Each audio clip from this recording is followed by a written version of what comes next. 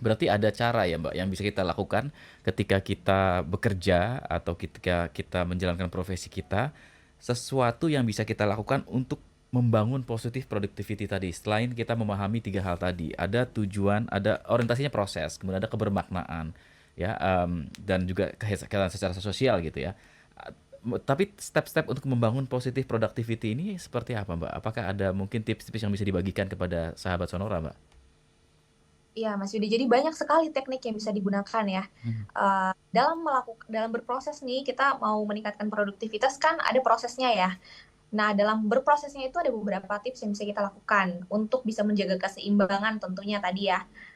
Nah, pertama ada mungkin banyak sahabat Sonora yang juga sudah tahu istilahnya tuh Pomodoro ya.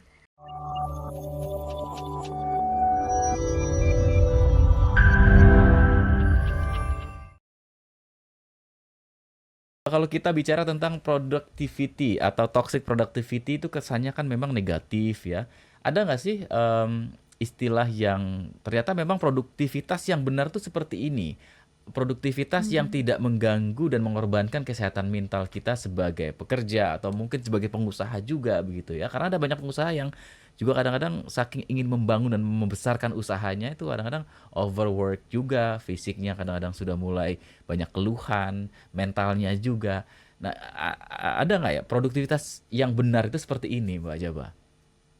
Mm-mm. Iya masih ada. Jadi tadi ya kalau kita sudah mengenal istilah toxic productivity atau mungkin produktif yang negatif lah ya. Mhm. Nah sekarang kita coba lagi kembali nih. Kita coba mengenal yang namanya positive productivity. Jadi produktif yang positif ya. Nah kalau tadi toxic productivity itu kan dia lebih mengedepankan produktivitas di atas segala kebutuhan ya, kebutuhan fisik ataupun mental gitu. Tapi kalau positive productivity di sini apa namanya sebaliknya gitu. Jadi usaha seseorang untuk menghasilkan sesuatu dengan menyeimbangkan kebutuhan mental dan emosionalnya dia. Gitu. Jadi seimbang nih. Kemudian akhirnya orang harus diajak untuk produktif tapi tetap seimbang gitu. Oke. Tuh. Eh, balance-nya itu tadi ya, Mbak ya, tetap ketika sudah mulai ada gejala dia akan mengurangi begitu atau seperti apa, Mbak? Oh, oke. Nah, ini sebenarnya kita juga perlu paham dulu nih Mas Yudi ya, Mhm. prinsip-prinsip dari si positive productivity ini.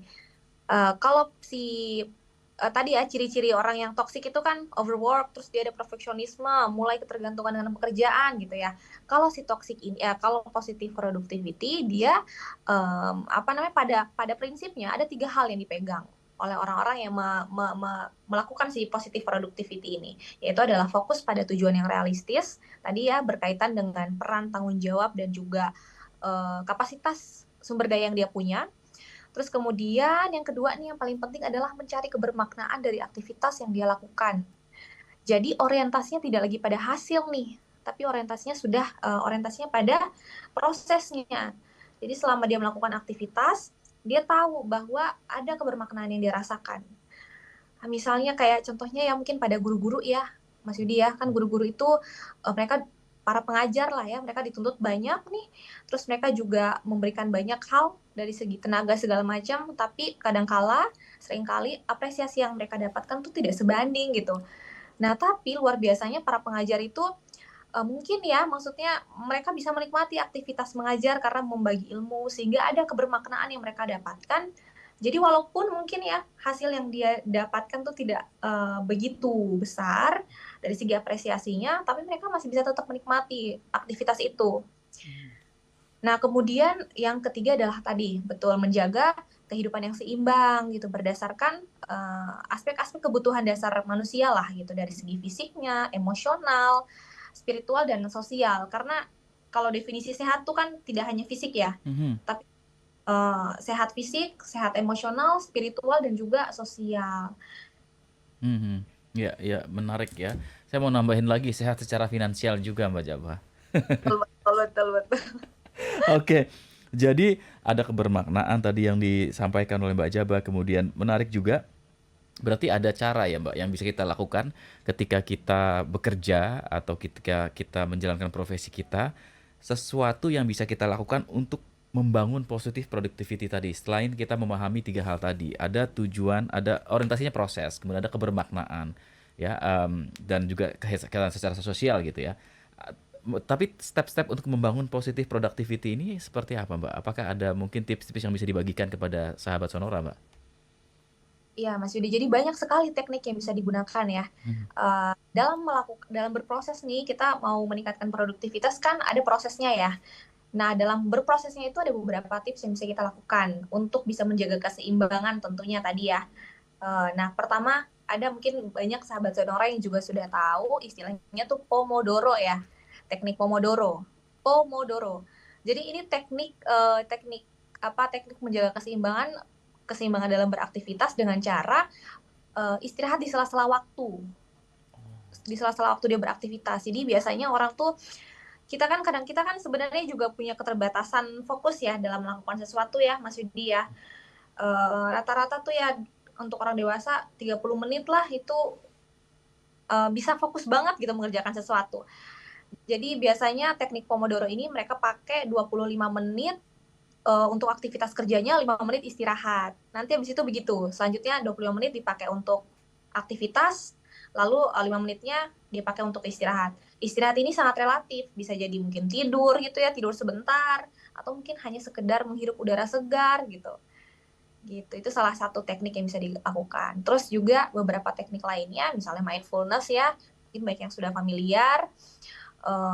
Terus delegasi. Nah ini nih, delegasi ini maksudnya adalah memberikan meminta pertolongan orang lain. Jadi di dalam situasi tertentu kan tidak selalu kita bisa mengerjakan sesuatu seutuhnya ya.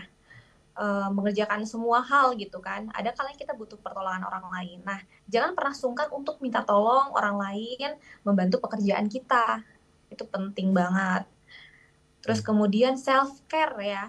Self care ini juga penting. Misalnya kalau perempuan itu ya pergi ke salon gitu kan, atau laki-laki mungkin ke barbershop gitu ya. Dan abis itu mungkin refleksi dan evaluasi ya. Apakah produktivitas yang dia lakukan sehari-hari ini sehat nggak nih buat dia? Cukup atau perlu ditingkatkan lagi atau perlu dikurangi gitu. Oke, ini menarik nih ilmu baru. Ada Pomodoro Rules tadi ya, ada mindfulness, stretching boleh dong Mbak, 5 menit dipakai untuk berdiri sebentar gitu ya. Betul banget Mas Yudi. Dan soal delegasi, memang nggak semua orang tuh berani untuk meminta bantuan ke orang lain gitu, apalagi melihat orang lain tuh kayaknya sibuk juga gitu ya. Padahal delegasi ini juga dalam kondisi tertentu dibolehkan ya Mbak, diperlukan, it's okay gitu kalau itu bagian dari cara kita untuk supaya nggak terlalu over begitu ya Mbak ya. Eh, Kemudian juga self care, lalu juga ada refleksi dan evaluasi. Ini menarik sekali sahabat Sonora.